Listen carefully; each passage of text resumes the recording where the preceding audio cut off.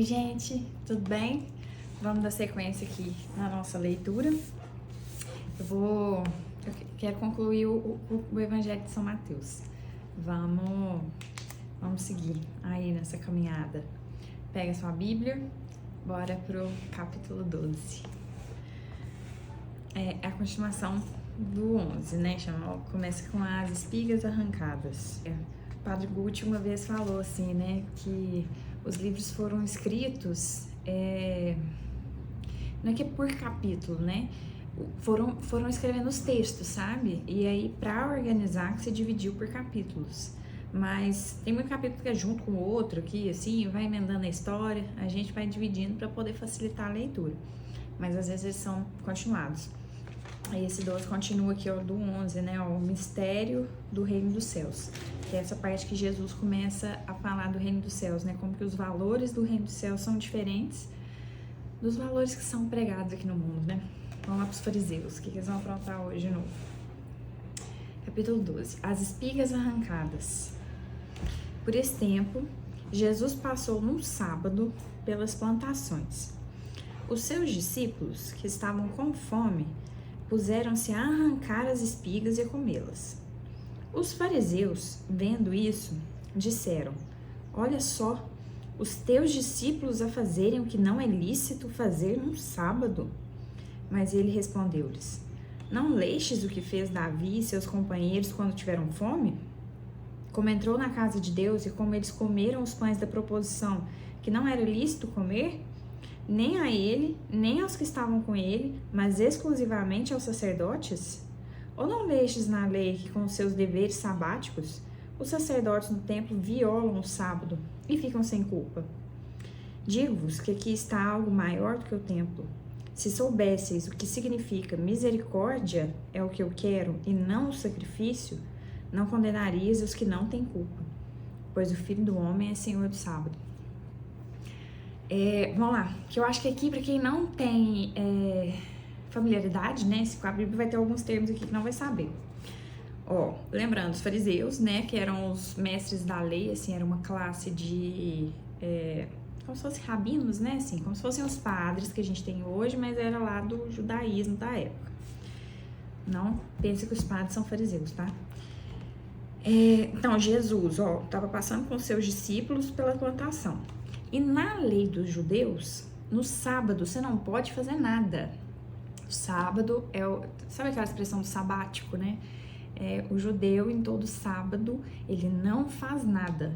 Ele não pode trabalhar, ele não pode fazer serviço braçal, entendeu? Então, tanto que lá no Êxodo, quando o maná caía, no sexto dia, você tinha que pegar o suficiente para 2 dias. A comida que você pegava no sexto, ela tinha que valer para 2 dias. Por quê? Porque no 7º dia você não tinha que fazer nada, você não podia ir lá nem buscar a sua comida.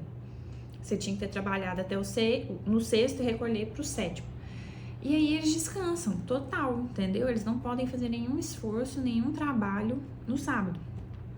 Mas Jesus, ali, né, por volta do ano 30, né, 30, 31, que ele estava começando aqui com os discípulos dele, estava passando por um campo de uma plantação e eles estavam com fome. E aí os discípulos dele pegaram esse alimento num sábado, entendeu? Que teoricamente na lei não podia. Não é dia de você apanhar ou pegar um alimento que você não tenha pegado na sexta-feira, entendeu? É porque para nós o domingo é o primeiro dia da semana, né? Depois de Jesus ter morrido, a igreja estabeleceu que é domingo, mas para os judeus era o sábado. E aí eles vão e apanham lá na plantação para comer. Isso para os judeus era um pecado danado. E aí os fariseus, vendo, né, que Jesus e os discípulos dele estavam lá na plantação pegando comida, apanhando, né, não sei o que era a plantação, espigas, plantação de milho, né? Aí, não, pode ser trigo também, sei lá o que era. E aí os judeus viram isso. Ah, que isso, aquilo ali já viram um motivo deles correrem atrás de Jesus e ficar xingando. Olha pra você ver, você e seus discípulos aí, vocês estão violando o sábado, vocês estão violando, no sábado não pode fazer nada disso, não pode ir nessa plantação pegar comida, vocês estão com fome né? Os discípulos estavam com fome, saíram pregando, andando com Jesus, sei lá quanto tempo antes, né? Assim, morrendo de fome, você passa na plantação, né? Até o Gustavo Lima roubou milho, gente. Aí os discípulos vão e pegam lá um alimento e o fariseu tá lá enchendo o raio do saco de Jesus, da turma dele. Aí, como que Jesus vai responder? Os teus discípulos fazem o que não é lícito fazer no sábado. Mas ele respondeu-lhes, Jesus, não lestes o que fez Davi e seus companheiros quando tiveram fome? Como Davi entrou na casa de Deus e como eles comeram os pães da proposição, que não era lícito comer, nem a ele, nem os que estavam com ele? Aí Jesus faz uma menção na época de Davi, que Davi para eles era o glorioso, que foi a época dos judeus mais próspera, né? Foi a época que os judeus mais estiveram bem, assim, perante o mundo, né? Que eles tinham estabelecido o reino, o Davi era um homem segundo o coração de Deus, Israel estava indo bem financeiramente, indo bem nas guerras, indo bem na construção das cidades, né? Que estava ali transformando em Jerusalém no centro da cidade santa, né? Tava levando, ia construir o templo. Então foi o período de glória dos judeus. Então eles têm assim um apreço muito grande pelo Davi, pela história dele. Então Jesus usa desse ídolo deles, né? Assim, tá. Então eu não posso pegar a espiga, não. Mas vocês lembram do Davi? Aquele lá que vocês são fã? Então, ele no dia de sábado comeu dos pães da proposição. E o que eram esses pães da proposição? Tinha como que fala? Porque na época ainda não tinha construído o templo, mas os levitas faziam o serviço de Deus. E aí eles tinham construído um tabernáculo que era itinerante. E dentro desse tabernáculo, né, que era onde eles guardavam a Arca da Aliança. Eu não sei quem me segue no meu outro Instagram, porque esse aí tá só da Bíblia, né? Mas tem um que eu fui no Templo de Salomão, e aí lá tem a réplica, né, a reprodução do que é esse antigo templo, antes deles construírem o Templo de Salomão, né? Aí era um templo móvel. Vou pôr duas fotos aqui, pra poder explicar. Tá vendo essa foto maior? Ali, que tem uma tenda, né? Tá vendo? Ele é cercado por essas tendas. E aí, no espaço do meio tem o átrio. Tá vendo? Aí é onde os sacerdotes faziam os sacrifícios, os holocaustos, limpavam as ofertas, né? Abriam os cordeirinhos e os bichinhos que eles iam matar para poder oferecer a Deus. E aí, lá dentro, tá vendo que tem aquela construção menor, que não é uma construção, também é feita de tenda, né? Aí lá dentro tinha essa divisão aqui, tá vendo? Era dividido em dois espaços. O santo lugar, que é esse primeiro, e depois lá no fundinho, tá vendo? É o santo dos santos. E aí, nesse santo lugar, tá vendo, tem um candelabro, aí na frente desse candelabro, tá vendo que tem os pães da proposição, é uma mesinha, né, tá com duas hastes, as quatro perninhas, ali tem os pães da proposição. E aí, esses pães, eles são sagrados, entendeu? O pão e o vinho. Não podia comer eles, mas toda semana os sacerdotes tinham que ir lá e trocar esses pães. E aí, o Davi, uma vez, estava fugindo com os companheiros dele, ele chegou aí nesse lugar onde os levitas estavam, e aí, ele com muita fome, né? Precisava se alimentar, e era um dia de sábado. Ele foi e pediu para os sacerdotes para darem para ele esse pão. E aí deram, entendeu? Então olha para você ver, Jesus usou de um ídolo deles, falou, vocês estão falando que eu e meus discípulos não podemos comer em dia de sábado, sendo que o Davi comeu, e ele ainda comeu os pães da proposição. Eu só tô pegando uma comida aqui na plantação, que nem é um pão sagrado. O Davi comeu um pão sagrado ainda, que era só dos levitas, né? Então, foi esse pão aí que o Davi comeu. Então, vamos voltar lá no texto, Não leste que Davi e seus companheiros, quando tiveram fome, como entrou na casa de Deus e como eles comeram os pães da proposição, que não era lícito comer, nem a ele, nem os que estavam com ele, mas exclusivamente aos sacerdotes, esses pães só os levitas podiam comer. Ou não lestes na lei que com seus deveres sabáticos, Os sacerdotes no templo violam o sábado e ficam sem culpa. Outra coisa aqui que Jesus está pegando os fariseus, ó. Os próprios sacerdotes, né? Os próprios levitas, com o próprio serviço deles ali no templo, já viola esse sábado, né? Que não é permitido trabalhar, que não é permitido pegar comidas novas, que não é permitido fazer nada, né? Então, com o próprio serviço deles, eles já estão violando. Então, os fariseus, eles aplicavam a lei de uma forma muito dura. Eles podiam fazer alguma coisa que... eles podiam desviar da lei, mas as outras pessoas não. É o que a gente chama de fariseu hipócrita, né? Assim, por isso que Jesus sempre vai falar isso. É como se eu estivesse medindo com uma régua diferente para o outro. Digamos que eu, Luana, coloque uma lei assim de que todo mundo tem que descansar na sexta. Ninguém pode sair de casa na sexta, mas eu posso. Então, se você saiu, então você tá errado, mas se eu sair, eu não tô errada não, né? A lei pra mim tá sendo diferente do que é pra vocês, e é isso que os fariseus fazem, né? Que muitos de nós fazemos, muitos de nós somos fariseus em muitos momentos, né? A gente quer que os outros cumpram leis e cumpram regras que nós não cumprimos, né? A gente coloca um jugo, um fardo muito pesado em cima de outra pessoa, sendo que a gente não tá dando conta. Aponta o dedo pro outro, mas mal tá olhando pra gente, né? Então, é isso que Jesus está julgando aqui. Digo-vos que aqui está algo maior do que o templo. Ou seja, Jesus está se referindo a ele, né? Eu sou maior que o templo. E não só ele e os discípulos dele, porque Jesus vai atribuir esse valor pra gente. Nós somos maior do que essa lei que vocês estão impondo. Nosso valor é muito maior. Se soubesseis o que significa misericórdia é o que eu quero, e não sacrifício, não condenareis os que não têm culpa, pois o Filho do Homem é Senhor do sábado. O que Jesus quer, gente? Que realmente a gente alivie o jugo que a gente coloca sobre os outros, né? Essa cobrança excessiva. Por que tá todo mundo ansioso? Porque todo mundo se cobra demais. Todo mundo quer ser melhor que o outro, né? Todo mundo tem que estar bem, todo mundo tem que estar com o carro do ano, com a casa do ano, com a roupa da moda, né? Então é uma cobrança. Se você não tiver vestido de acordo com o que todo mundo tá querendo usar, então você é julgado, né? Você é cobrado. Se você não tiver de acordo com os padrões do mundo, né? É um julgamento muito grande. Então, é isso que Jesus está condenando aqui. Eu quero a misericórdia. Eu quero que ao invés de você julgar o erro do outro, eu quero que você perdoe o outro. Pra você ser perdoado, né? Porque nós precisamos de perdão. A gente erra direto. A gente erra muito, muito, muito, muito, muito, muito. Então, a gente tem que ter... Jesus quer que a gente tenha mais misericórdia com o nosso irmão, mais compaixão, mais paciência do que ficar julgando, né? Tipo, cobrando deles algo que nós não fazemos.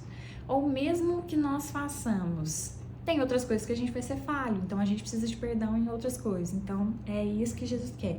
Esse perdão mútuo, da gente não julgar ninguém e nem cobrar nada de ninguém a mais do que é, porque nós precisamos de perdão também, nós precisamos de misericórdia. Vamos para o próximo. Versículo 9. Cura de um homem com a mão atrofiada. Partindo dali, entrou na sinagoga deles. Ora, ali estava um homem com a mão atrofiada. Então perguntaram-lhe, a fim de acusá-lo: é lícito curar aos sábados? Jesus respondeu: quem haverá dentre vós que, tendo uma só ovelha e caindo ela numa cova em dia de sábado, não vai apanhá-la e tirá-la dali?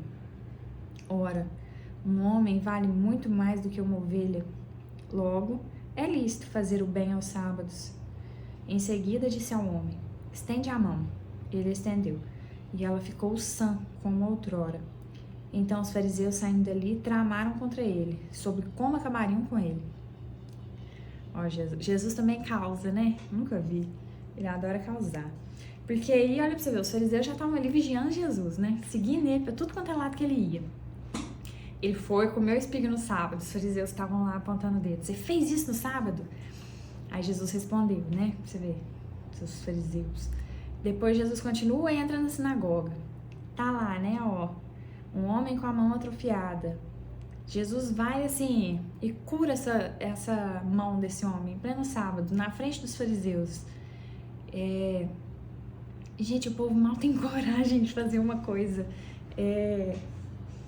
Como fala? A gente mal tem coragem de enfrentar as outras pessoas. Jesus enfrentava realmente, assim. Ele fazia o que tinha que ser feito. Ele aplicava a verdade, mesmo que isso doesse às grandes classes sociais, né? Por isso que ele sofreu tanta perseguição. Então, ele entra na sinagoga, vê ali, né, que estava um homem com a mão atrofiada, e ele já vai e já cura esse homem, falando que, olha pra você ver, o homem vale muito mais do que essa lei que vocês estão impondo. Então, só porque falou que sábado é o dia do descanso, que não é para trabalhar, então uma ovelha minha vai cair ali numa cova e eu tenho que deixar minha ovelha lá, morrer, passar mal, simplesmente por causa dessa lei de vocês. Que lei que é essa, gente? A lei que eu dei é pro seu bem, é pro seu descanso. Mas se você precisa fazer algo maior, que seja para um irmão, né, principalmente para um irmão, então, sim, é lícito. O amor, ele tá acima da lei. A lei existe para a nossa felicidade. A Bíblia é inteira uma carta de amor. E tem gente que pensa que é uma lei pesada. Tipo, ai, que chato, né? Viver com Jesus. Ai, que chato, vocês são muito cheios de regrinha. Tudo é pecado, que não sei o quê. Só que não é para ser chato. Na verdade, é a lei do amor. É que se você seguir esses mandamentos, você vai ter uma vida feliz. Jesus está simplesmente deixando um manual de como ser feliz com ele, né? Porque se você seguir os mandamentos dele, ter o coração limpo, viver debaixo da proteção dele, dos mandamentos dele, você vai ter uma vida boa, você vai ter paz de espírito, né? Ele te dá muito mais do que o mundo pode te dar. E é isso, sabe? E as pessoas acham que é uma lei chata, mas no caso porque talvez entende como um fariseu, né? Entende a lei acima do amor, sendo que é puro amor, né? Ele só tá falando isso pra gente amar mesmo, que o amor tá acima dessa lei pesada que impõe. Vamos lá. Ora, o homem vai muito mais que uma ovelha, logo é lícito fazer o bem aos sábados. Em seguida disse ao homem, estende a mão. Ele estendeu e ela ficou sã como outrora. Então os fariseus saindo dali tramaram contra ele sobre como acabariam com ele. Então os fariseus ficaram putos, né? Porque ele desrespeitou os judeus, desrespeitou os fariseus, a lei que eles impuseram. Então tramaram contra ele, né? Aí, eu ia comentar outra coisa aqui. O Bruno teve no nosso grupo quarta-feira. Eu achei interessante isso que ele falou. A fé a gente não vê, né? A fé é algo impalpável. Mas Deus usava dos milagres para que a gente cresce nele pela razão também, sabe? Porque ele simplesmente falar, seus pecados estão perdoados, né?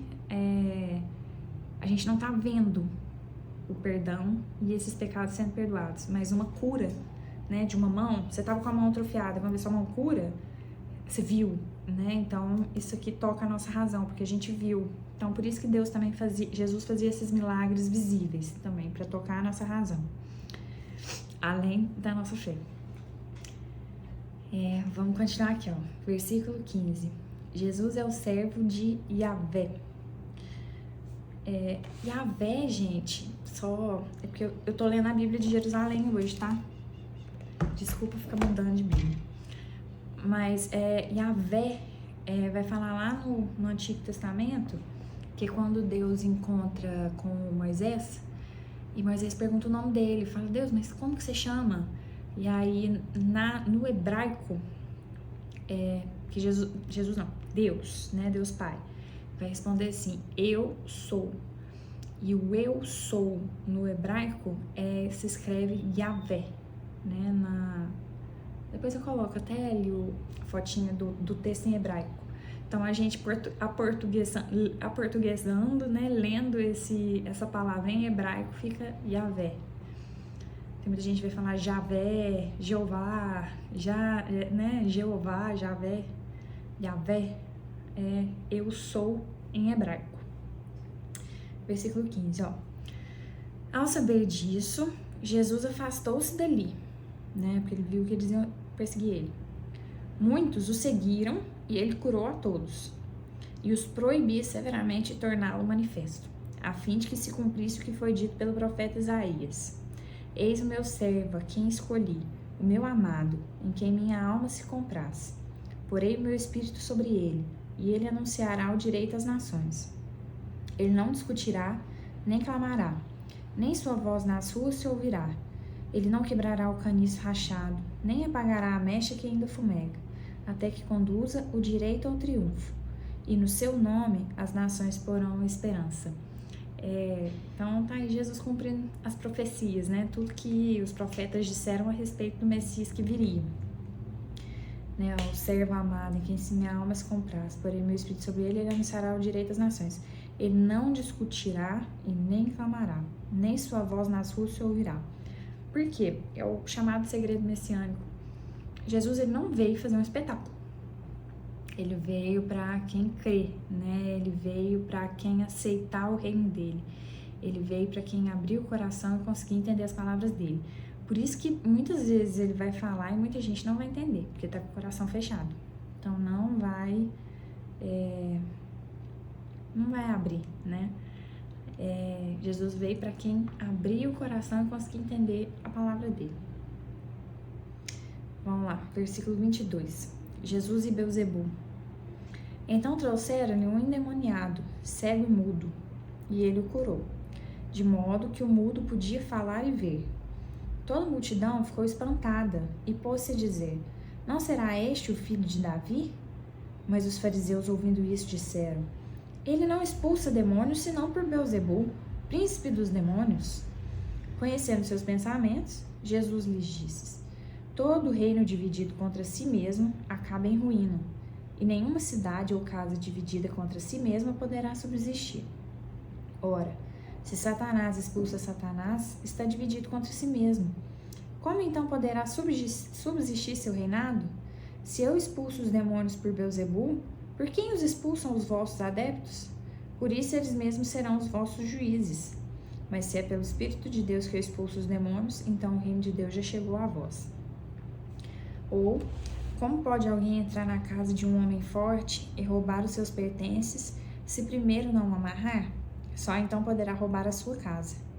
Quem não está a meu favor está contra mim, e quem não ajunta comigo dispersa. Por isso vos digo: todo pecado e blasfêmia serão perdoados aos homens, mas a blasfêmia contra o Espírito não será perdoada. Se alguém disser uma palavra contra o Filho do Homem, ser-lhe-á perdoado. Mas se disser contra o Espírito Santo, não lhe será perdoado, nem nesta, nem na outra. Vamos lá, né? Ó, os invejosos, né? Fariseus ali vendo Jesus fazendo tanto milagre, né? Atraindo aquele tanto seguidor. Aí, ao invés de admitir que ele estava fazendo o bem, não, que isso, tá, fez milagre? Fez. Não, mas é por Beelzebul, é pelo demônio que ele está fazendo, não é por Deus que ele está fazendo, não. Eu não posso admitir que ele é tão bom assim. Então vai e começa a criticar Jesus e a colocar mentiras, né, espalhar blasfêmias, né, contra Jesus. Tanto que ele foi injustiçado, tadinho, pensa, fazendo bem, amando as pessoas, né, curando, estando de doente, e a galera ali, os poderosos, perseguindo Jesus ali, injuriando ele, né. Todo lugar que ele ia tinha esse tipo de pessoa, né, invejosa, e que fica ali azucrinando, né, criticando ele, tadinho. E aí, mas Jesus, muito inteligente, respondeu esse povo: todo reino dividido contra si mesmo acaba em ruína. Ou seja, ele tá falando aqui de várias coisas, né? Por exemplo, se eu dividir contra mim mesma, vai arruinar. Se eu dividir contra minha casa vai cair. Se uma família se divide inteira contra si, isso aí vai desfalecer. Se uma empresa se divide, vai quebrar, vai dar tudo errado.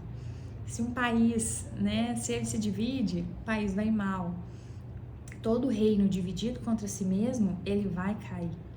Então, se Jesus estivesse fazendo milagres por Beelzebul, por Satanás, ele estaria indo contra o próprio reino dele. Então, Satanás iria destruir Satanás, né? Sendo que não, o inimigo do meu o inimigo do meu inimigo é meu amigo, né? Então, quem tá contra Jesus tá unido, né? Quem tá a favor de Jesus tá com Jesus.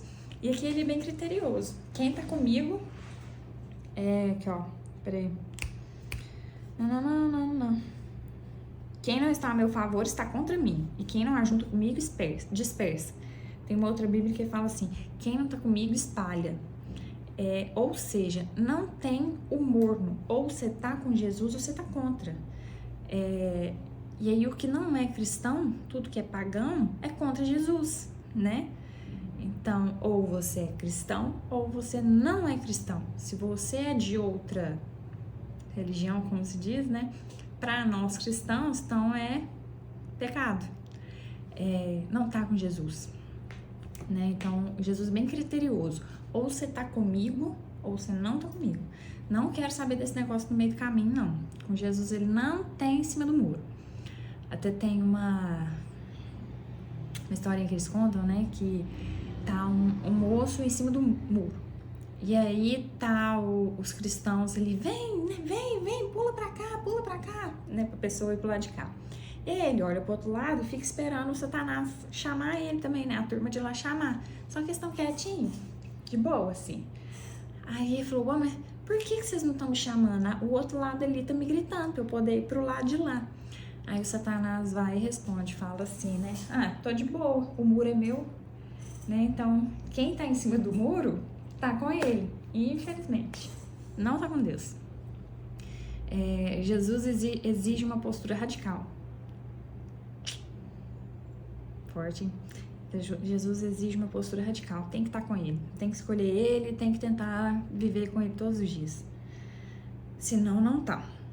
E aí, vamos lá, e aqui entra, que é uma frase, um trecho também que gera muita polêmica, que todo mundo fica com muita dúvida sobre esse pecado contra o Espírito Santo, que é o único que não tem perdão. Porque sim, Jesus é misericórdia, ele ama o pecador, mas ele não ama o pecado, né? Ele pede pra gente lutar contra o pecado. E essa blasfêmia contra o Espírito Santo, Luana, assim, pelo que eu fui vendo, assim, eu entendo que é muito sobre as pessoas que realmente não querem a Deus, né? Tem muita gente que tá em cima do muro, mas tem muita gente que realmente escolhe o lado de lá. Eu não acreditava muito nessas coisas, até ir vendo que realmente existe, né? Existe mais.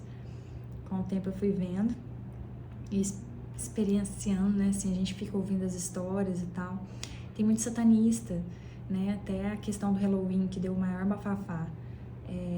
Tem muito satanista que realmente parece que tem umas mulheres que engravidam um tempo antes para poder abortar a criança no dia do Halloween, né? Para poder ofender a Deus e agradar o Satanás.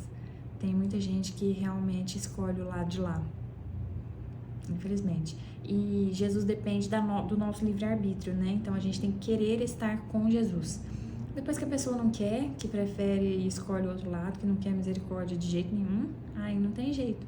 Eu entendo meio que isso, né? Mas aí tem várias opiniões na internet, vários padres explicando, mas eu entendi isso. É a pessoa que não quer realmente a misericórdia, não quer aceitar Jesus e quer escolher o lado de lá. Pronto, aí não tem jeito, O que Jesus vai fazer depois da pessoa não querer ele? Aí não tem como perdoar. A pessoa não quer arrepender de jeito nenhum e ainda acha que tá certo. Fazer o quê? Vamos continuar. Versículo 33. Ou declarais que a árvore é boa e seu fruto é bom, ou declarais que a árvore é má e seu fruto é mau. É pelo fruto que se conhece a árvore. Raça de víboras, como podeis falar coisas boas se sois maus? Isso é falso, né? Porque a boca fala daquilo que o coração tá cheio. O homem bom, do seu bom tesouro, tira coisas boas, mas o homem mau, do seu mau tesouro, tira coisas más. Eu vos digo, que de toda palavra sem fundamento que os homens disserem darão conta no dia do julgamento, pois por tuas palavras será justificado e por tuas palavras será condenado. Gente, as palavras têm poder. Tem um vídeo no YouTube da Camila Vieira, chama O Poder das Palavras. As nossas palavras, elas têm um poder absurdo, tanto para o bem quanto para o mal. Então, a gente tem que tomar muito cuidado mesmo com tudo que a gente fala. Mesmo quando a gente fala inconsciente, né, às vezes num momento de raiva ou sem pensar, tudo a gente tem que prestar conta. No dia do juízo, tudo vai ser colocado na balança, né? Então, a gente tem que se policiar, principalmente nas palavras. Quem domina a língua se domina. Difícil, hein? Uma das coisas mais difíceis que tem de dominar é a língua. Das mais difíceis. Quantas vezes a gente fala coisa que a gente não quer falar? E assim, nós vamos prestar conta de tudo. Cada fofoca que a gente fez, né? De cada coisa errada que a gente fez, falou, julgou, né? Cada boato que a gente espalha de uma pessoa. Gente, Deus defende mesmo, viu? Se ficar falando mal das pessoas assim, uma hora chega o juízo mesmo, Deus defende. Principalmente se falar mal de alguns dele, assim, de quem é de Jesus. Jesus acha ruim mesmo. Não pode ficar falando dos filhos dele. A fofoca, ao mesmo tempo que a gente fala que a gente pensa que é inocente, não é. É bem complicado, né? Falso testemunho, né? As calúnias, os julgamentos, as coisas que falam. Deus fica bem chateado. E sobre nós mesmos, né? Sobre as palavras também que a gente fala sobre nós. Né? Se a gente fica falando mal de nós mesmos, né? Nós estamos falando mal da própria obra que Deus fez, porque nós somos obras dele. Então a gente está falando mal dele, né? Então tem que tomar muito cuidado com as palavras de bênção, né? Tem que falar coisas boas. E é o que ele está falando, a boca fala que o coração está cheio. Então a gente conhece muito uma pessoa pelo que ela fala. Só que tem que tomar cuidado, porque tem muita gente falsa, viu? Que realmente tem hora que consegue falar coisa boa, mas o coração tá bem sujo. Mas vamos. Aí tem os frutos, né? Você tem que conhecer pelos frutos. O fruto não nega. Aí sobre essa pessoa, fruto diz muito sobre as pessoas. E o que é fruto? O que realmente as pessoas próximas a ela pensam, vivem, sentem, os filhos, né? Assim, como que essa pessoa é dentro da família. Porque realmente, falar de Deus e agir de forma diferente em casa não é o que ele quer. O nosso primeiro ministério é dentro de casa. Então, os filhos dizem muito sobre quem é a pessoa, né? Quem são as pessoas? Os filhos são os pais escritos, são frutos, né? Então, os frutos não negam. Vamos lá, versículo 38. O sinal de Jonas. Nisso, alguns escribas e fariseus tomaram a palavra. Só voltando a falar de filho, é engraçado. Eu já vi umas psicólogas falando que às vezes leva a criança no psicólogo e fala: a menina não faz isso, a menina é desse jeito, a menina né? Põe um monte de defeito nos filhos. Que o psicólogo, acho que a maior vontade era falar assim: então, a sua filha é você, né? Porque os filhos são fruto da pessoa, eles puxam, né? Então é a própria dificuldade até das pessoas se enxergarem, né, nas crianças, porque a gente educa. O que eu fui aprendendo até mais ali no método CIS é isso: a gente educa os filhos muito mais com o que a gente é do que com o que a gente fala, né? Eles vão repetir a nossa postura. Treinando pra ser mãe, gente. Uma hora vai. Aqui, versículo 38. Nisso, alguns escribas e fariseus tomaram a palavra dizendo: Mestre, queremos ver um sinal feito por ti. Ele replicou: uma geração má e adúltera busca um sinal? Mas nenhum sinal lhe será dado, exceto o sinal do profeta Jonas. Pois como Jonas esteve no ventre do monstro marinho 3 dias e 3 noites, assim ficará o Filho do Homem, 3 dias e 3 noites, e no seio da terra. Os habitantes de Nínive se levantarão no julgamento juntamente com esta geração, e a condenarão, porque eles se converteram pela pregação de Jonas. Mas aqui está algo mais do que Jonas. A rainha do sul se levantará no julgamento juntamente com esta geração, e a condenará, porque veio dos confins da terra para ouvir a sabedoria de Salomão. Mas aqui está algo mais do que Salomão. Então, olha pra você ver. Aí Jesus continua lá, né? Andando no seu passeio, chegam os escribas e fariseus. Tá, então já que você tá falando que é o Messias, me dá um sinal aí. Jesus já tinha curado um monte de gente, já tinha falado um monte de coisa. É óbvio que aqui Jesus ainda não tinha morrido, né, gente? Mas não, mesmo assim eu não quero crer. E eu quero um sinal. E pede um sinal, fica pedindo um sinal. Quantas vezes a gente fica pedindo sinal para Deus o tempo inteiro, né? Sendo que já deu vários. E aí Jesus fala, não vou dar nenhum outro sinal além do que foi o do profeta Jonas. Então ele já está predizendo aqui o que vai acontecer com ele na paixão, né? Porque ele vai morrer e vai ressuscitar no terceiro dia. Do mesmo jeito que o Jonas ficou 3 dias na baleia, peraí. Foi aqui, ó. Jonas ficou 3 dias e 3 noites no ventre da baleia. Assim Jesus vai ficar no seio da terra, né? Porque ele vai morrer, vai ficar no seio da terra, né? Que seria a mansão dos mortos, né? Que até a gente fala no CREI. Depois ele vai ressuscitar. E Jonas é um livro aqui da Bíblia, que é um profeta, que Deus também mandou ele para uma missão e ele fugiu da missão. Só que uma baleia engoliu ele e ele ficou 3 dias e 3 noites no seio dessa baleia. Depois a baleia foi e cuspiu ele no lugar que ele tinha que cumprir a missão dele, que era Nínive, que era uma cidade. E aí essa cidade, o pecado dela tinha chegado até Deus. E aí Deus foi e mandou Jonas lá para poder avisar essa cidade que era para eles se converterem, jejuarem, se cobrirem de cinzas, que aí Deus teria perdão deles. E eles ouviram Jonas passar, falou, ué, então vamos fazer? E aí eles fizeram e tal, e Deus teve compaixão deles, entendeu? Porque eles creram quando Jonas falou. Agora nós estamos aqui na Terra, né? Nós estamos no ano 2025 agora, né? 2025. Então um monte de gente aí pregando, um monte de igreja, todo mundo falando, Jesus vai voltar, toma cuidado, ó o julgamento, cuida de sua vida, né? Ainda vem o céu, tem uma vida direita para ir para Deus. Tá todo mundo falando, mas o povo não quer acreditar. Então, no dia que acontecer, no dia que tiver o julgamento, que Jesus voltar, esse pessoal de Nínive que converteu, sei lá quantos anos antes de Cristo, vai levantar e ainda vai condenar a gente dessa geração que não crê e que não converter e que não muda de vida e virar para Jesus, entendeu? Então, Deus vai ter muito mais misericórdia dessas outras pessoas que não tiveram a prova de Jesus do que de nós, dessa pós-paixão de Jesus Cristo. Porque a gente tem muito mais acesso à informação do que eles naquela época tiveram. Então, tem que converter. O negócio é sério, gente. É sério. Tem que cuidar da nossa alma. Aqui, ó. E ele ainda cita também a rainha do sul, que é a rainha de Sabá. Que na época do Salomão, ela saiu do reino dela. Ela não saía por nada. Ela não viajava. E aí, ela foi de longe para conhecer a sabedoria de Salomão. Até ela... naquela época saiu, viu e se converteu. E ela passou a crer em Deus, no Deus de Israel.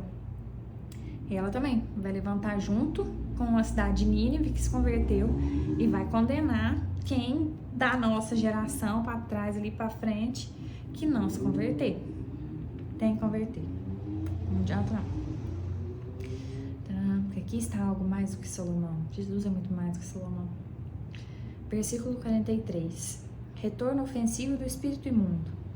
Quando o espírito impuro sai do homem, perambula por lugares áridos, procurando repouso, mas não encontra. Então diz, voltarei para minha casa de onde saí. Chegando lá, encontrando-a desocupada, varrida e arrumada. Diante disso, vai e toma consigo outros 7 espíritos piores do que ele, e vem habitar aí. E com isso, a condição final daquele homem torna-se pior do que antes. Eis o que acontecerá a essa geração má. Complicado. Aqui é porque o que acontece? Jesus já tá avisando. Vocês já viram um monte de gente que às vezes converte, mas depois fica pior ainda?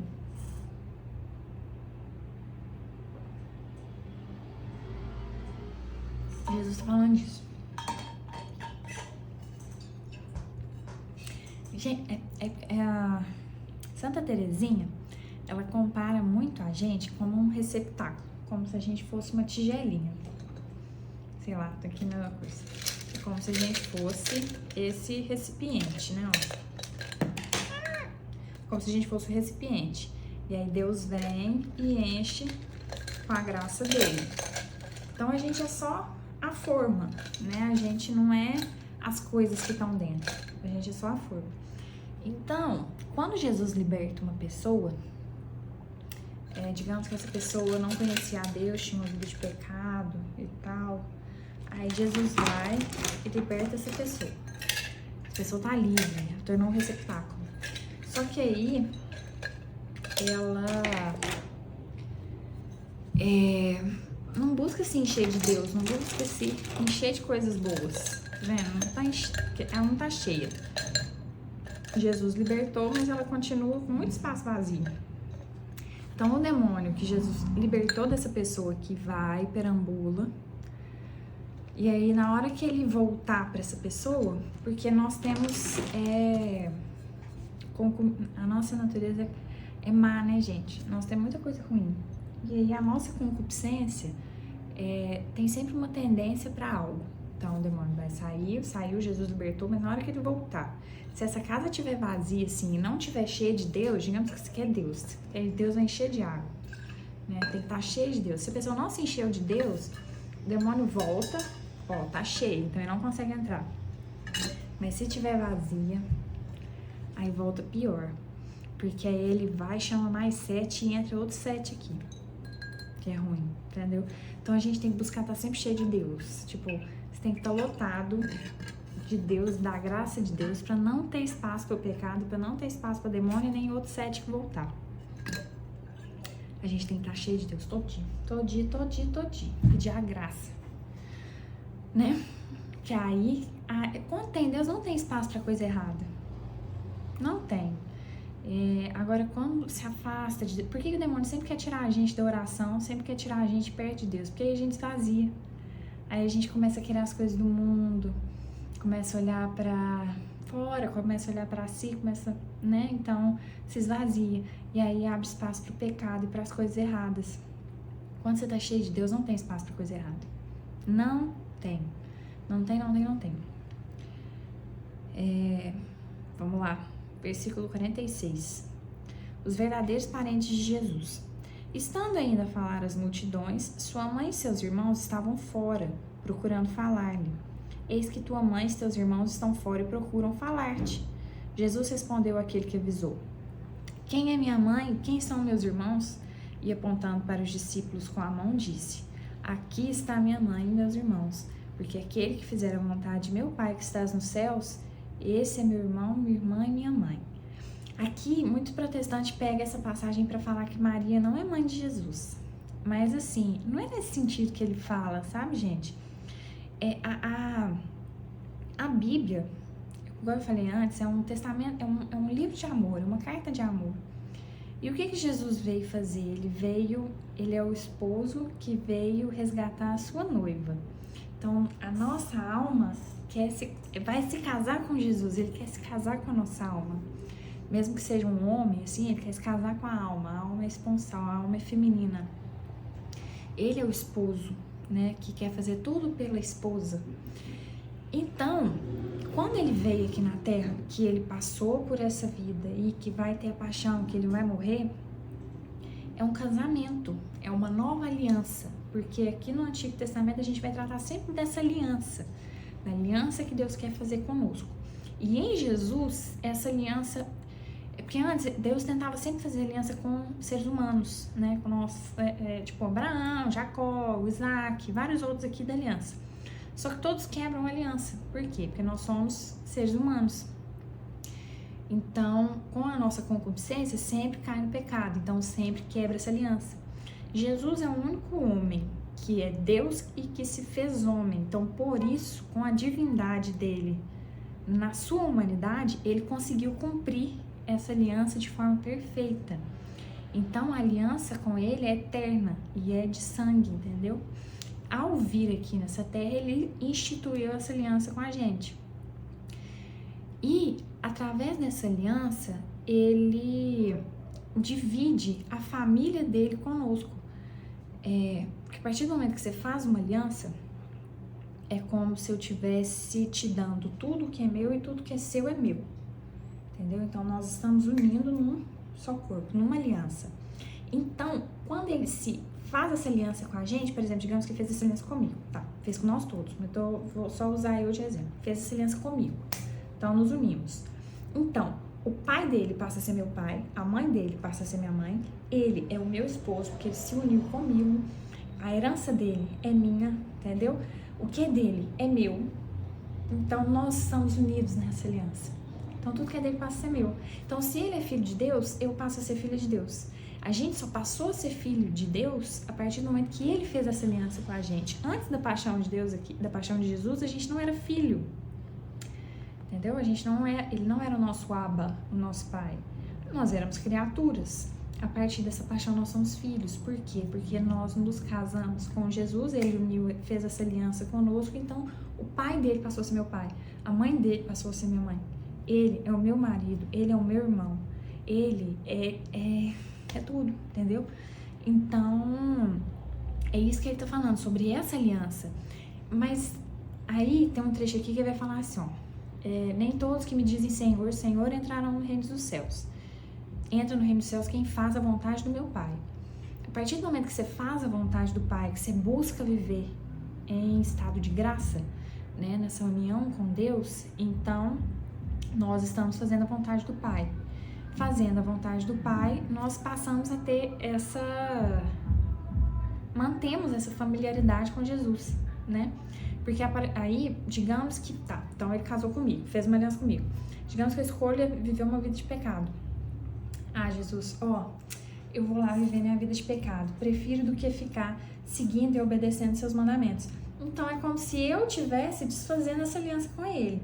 Ele tá aqui, doidinho pra manter a aliança comigo, porque Deus quer, Deus é fiel, ele quer manter essa aliança com a gente. Ele chama nós aqui de geração adúltera. Nossa geração é adúltera e má, né? Então, e ele chama de adúltero em vários sentidos, não é só adúltero em relação ao nosso marido, em relação a Deus e tudo que a gente trai a Deus, todo pecado que a gente trai, tudo que a gente falha com ele, nós estamos adulterando com essa aliança, com esse casamento que a gente tem. Então, aí se eu escolho essa vida de pecado, então eu estou desfazendo essa aliança e não estou obedecendo a lei do meu pai. Então, eu vou perdendo essa familiaridade, essa intimidade com o meu noivo, com o meu esposo, entendeu? Então, ele fala muito mais nesse sentido, dessa familiaridade, dessa aliança que ele quer fazer, dessa família que ele quer formar conosco, né? Dessa alma esponsal, desse casamento, do que desfazer de Nossa Senhora, tadinha, entendeu? Lá no céu ela continua sendo a mãe dele, porque ela foi mãe dele aqui na terra, né? Ela gerou ele no ventre. Jesus é Deus. Então, se Jesus é Deus, Maria foi mãe de Deus, né? Então, ela é a esposa do Espírito Santo, né? A filha de Deus. Então, mamãe é mamãe, gente. Não adianta não, entendeu? E Jesus ama a mamãe. E da mesma forma que ele é mãe, ela é mãe dele, ele nos dá ela como mãe nesse casamento, nessa união que ele tá fazendo com a gente. E além de mãe, ela é sogra também, né? Então ela sabe muito bem quem que tá fazendo bem pro filho dela e quem que não tá. Então, que sejamos boas noras, bons genros, bom pra Nossa Senhora, né? Pra gente casar com Jesus. Então, deu pra entender essa familiaridade, assim, né? Esse casamento que Jesus quer ter com a gente. Gente, é muito mais profundo do que a gente pode imaginar. É a coisa mais linda que tem. Vamos finalizando aqui, então. O próximo agora é o capítulo 13. Depois eu gravo e eu vou postando pra gente. Beijos, viu, gente? Espero que vocês tenham gostado.